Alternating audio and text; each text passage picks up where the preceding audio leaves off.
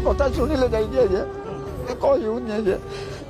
धन्य रे तू जगा धन्य तो महिमा ये भक्ति समर्पणर मान रखिछु ये आरत जनर आकुल शुणिछु देखाई देइछु तोर इच्छा रे ए निश्वास चले विश्वास जीते जमदुआरु जीवन भी फेरे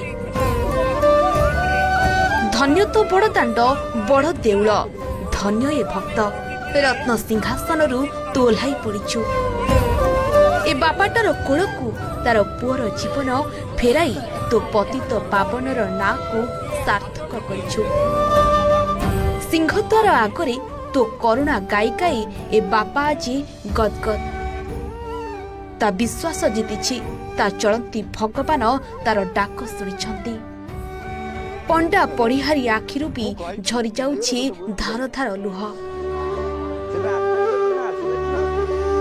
कंठ रुद्ध होई जाउछि सतरे ए दृश्य अलौकिक चमत्कार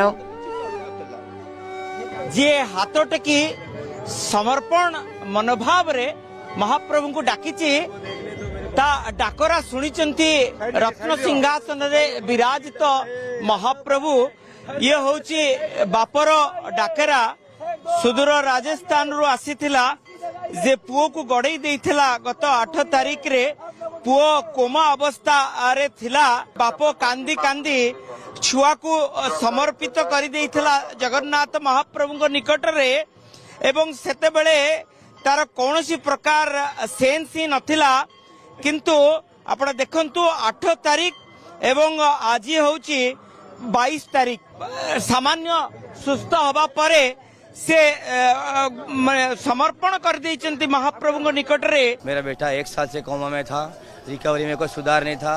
मैं जगन्नाथ इसलिए आया हूँ क्योंकि उन्होंने मेरे को दिल से बुलाया है कि मेरे पास आ, और मैंने आया हूँ धड़कन से सुन के, और मेरे बेटे में सुधार हुआ है। 8 तारीख को मैं आके गया था, उसके बाद ये पैरों से ऑटोमेटिक इसका ये रखता है ये, पर इसको अभी क्या है शारीरिक ताकत की जरूरत है, मेरे पास पैसे की जरूरत है, वो जरूरत है क्योंकि मेरे पास पैसा नहीं है। मेरे बेटे का इलाज जगन्नाथ ने मेरे को बुलाया, दिल से बुलाया, जो दिल धड़कन उनकी जो चलती है वो उनकी मेरे जैसे चलती है। मेरे को खाने पीने का सब जगन्नाथ कृपा कर रहे हैं। मैं 15 दिन से घर से निकला हूँ पर अभी तक मेरे को कोई ठिकाना नहीं है, पर जगन्नाथ ने मेरे को वापस यहाँ बुलाया। जब तक ये ठीक करके जाऊंगा मेरे बेटे को, थोड़ा बहुत ही मेरे बेटे में सुधार हो रहा है तो इनकी कृपा है। हाँ, तो भगवान के पास इसलिए आया था कि भगवान ने मेरी बच्चे की पुकार सुनी और मेरे बच्चे का सब सुधार हुआ, तो इसलिए मैं वापस आया हूँ दुनिया में। तो चमत्कार होता है, चमत्कार जहाँ होता है जब भगवान स्वयं विराजमान होता है। वर्षे हेला कोमारे थिला पुओ, आखि खोलु नथिला, निस्तेज निर्जीव भଳି पड़िथिला हॉस्पिटल सेजरे। डाक्तर माने फेराई देइथिले, सबुठी हारिकला परे जगा दुआर को दौड़ी आसीथिला बापा। कतरा लागी पुओ को हॉस्पिटल रो उठाई आनी सुदूर राजस्थान रो श्रीमंदिर को धाई आसीथिला। रे जगा तू रखिले रखिबू, मारिले मारिबू, मो पुअर जीवन तो हातरे। भो भो कांदी पतित पावन गुमुट आगरे गड़ाई देइथिला पुओ को। जगतर बापा आगरे पुअर जीवन मागिथिला ए बापा। गत 8 तारिख दिन श्रीमंदिर ए घटना पूजा पंडा उपस्थित श्रद्धालु सभिंक हृदय को व्यथित करिथिला। समस्ते मणिमा को ए निष्पाप पिलाटीर जीवन भिक्षा मागिथिले।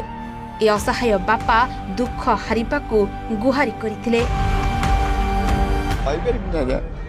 मु कहि परिबिनी एरा कथा बुझनि काउ सेना 8 तारिख दिन आसिला दिन एई लोक वर्तमान ताको धरिकी नेकी जाउतले भितर को, तारे गोड़ हाथ किछि चलु नथला, ता गोड़ हाथ किछि चलु नथला।